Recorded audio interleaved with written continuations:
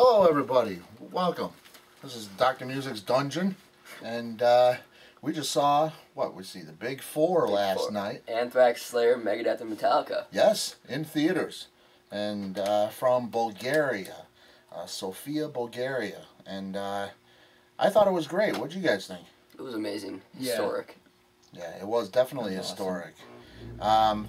Anthrax first. Now, I know you guys don't have too much background with these older bands, except for Metallica and stuff like that. But you know, Anthrax goes on first, and I was never a big Anthrax fan, and I liked them better with John Bush, the vocalist after Joey Belladonna. But Joey Belladonna was there last night, and they did a nice job, I thought. What do you guys think? It was pretty good. Yeah, I mean, I still got one of their songs in my head. I can't remember what it's called. Yeah. It's the Indian one. Yeah, the Indian song. Yep, one of their bigger hits. They really didn't have too many hits, but you know, I'm the Man they didn't do. That was their big hit with Public Enemy. You know, kind of did that rap rock thing. They probably started that, and but I thought they were very good for the first band on in the daylight. Yeah.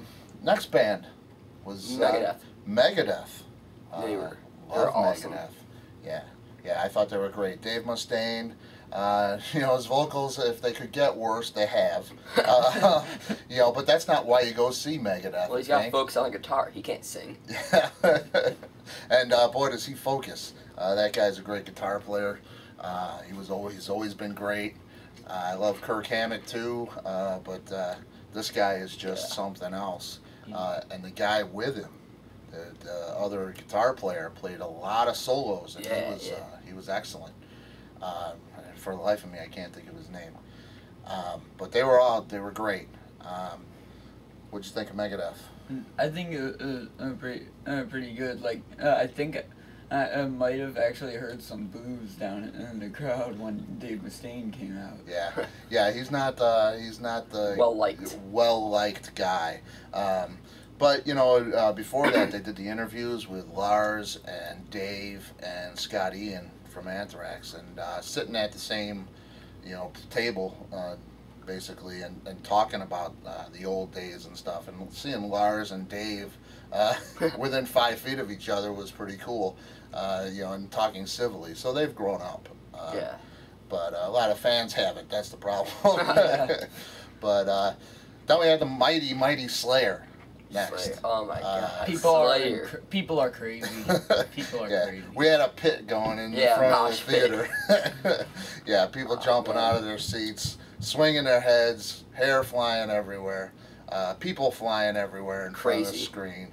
It's great when any band can inspire somebody to you know, cause damage, generate that much enthusiasm from people. Exactly. I mean, the Slayer fans are the most enthusiastic people in the world. There's no doubt about it. Yeah, it was a cool crowd too. Yeah, everybody stayed cool, and you know, nobody throwing a lot of things. Talk about firecrackers. Yeah. But Slayer, fantastic. Awesome. You know, towards the end of the set, I think you kind of, I was, you know, it's that constant grind. You're ready for the next band. I was ready for the next band, you know, because you're so tired by just watching these guys by the end of the set that you almost can't take anymore. They drain you. And it was great to see Tom Araya back from back surgery. On stage, he was looking really thin. He used to be the heavier guy. Now Jeff Hanneman, the blonde guitar player there, he's pretty heavy. Biggin. Yeah, he's a big one now. But Tom Araya looked like he was doing great. He sounded great.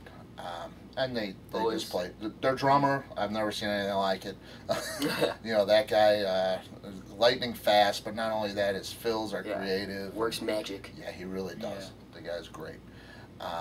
So then we had the big headliner, really. There's really 4 headliners, I guess, is how they're billing it. But, you know, you have Metallica. They play a little longer. They're the biggest encores. band. Yeah, a little more material from them. And what'd you think? I still kind of think they could have played a little more stuff and took out some of the stuff. Yeah. And you never know what you're going to get from Metallica. I've seen them live a bunch of times, and it's been a different set every time. And I mean, who knows what they're going to pull out? They'll just pull out some stuff and off the cuff and do it. But what'd you think overall? Overall, it was amazing. I mean, I've never heard Metallica live until then. They're really good. I loved them. Yeah, I've never seen Metallica live either. I just wish that the first time I did see them live, they could have played a little longer. Yeah. What were some of the songs that you would have liked to see played? Well, they didn't play Battery. They didn't play Sad But True. That's a shocker. Yeah. Big hit for them, really, off the Black album. That you seem to play a lot of that stuff, but they did play, a lot of older stuff. Seek and Destroy, Hit the Lights was a great surprise. But the big thing for me in the Metallica set, and because I have seen them and they're always great, they're always sharp. But the big thing for me was when they brought everybody out. And the Big Four. Yeah, the Big Four. They brought them all out, and I didn't see anybody from Slayer there. I don't know if they're Slayer sending a message, or maybe Tom wasn't feeling good after that back surgery, like I said. But no Slayer guys out. But they had all the other three bands on stage at the same time, which meant we had Dave Mustaine and James Hetfield side by side playing "Am I Evil?" by Diamond Head. Man, oh man.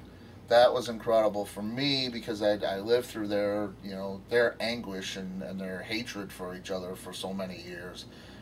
After they kicked Dave out of the band and his fight with James, it's historic.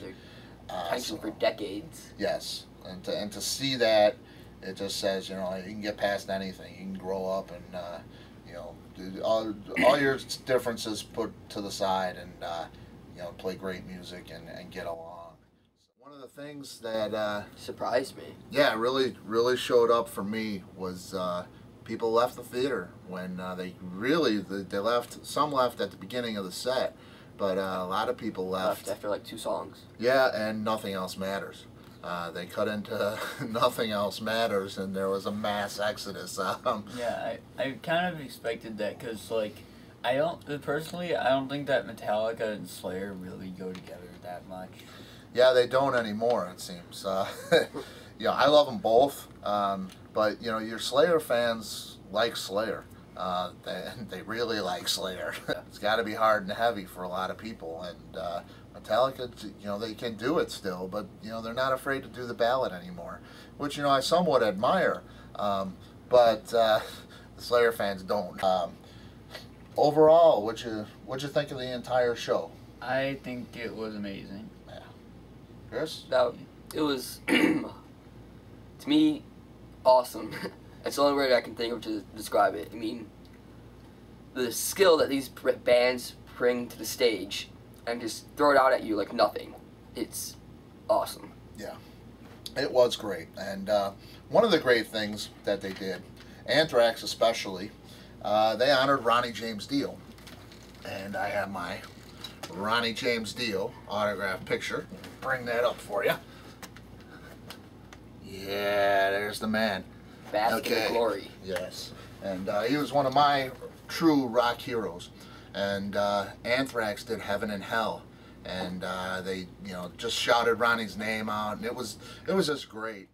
Overall, this was a great show. They said they were making DVD of it.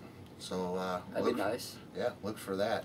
And another thing, before we went to this show, I got an email, and it said there's a Slayer app out there for Slayer Pinball. What's the exact name of this?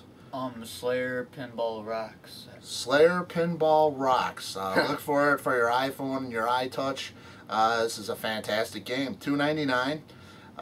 You hit the ball. If you love pinball, you love Slayer, you get some Slayer tunes while you hit a ball, a big steel ball around, and the graphics are great on it. So yeah, it's definitely something you want to check out.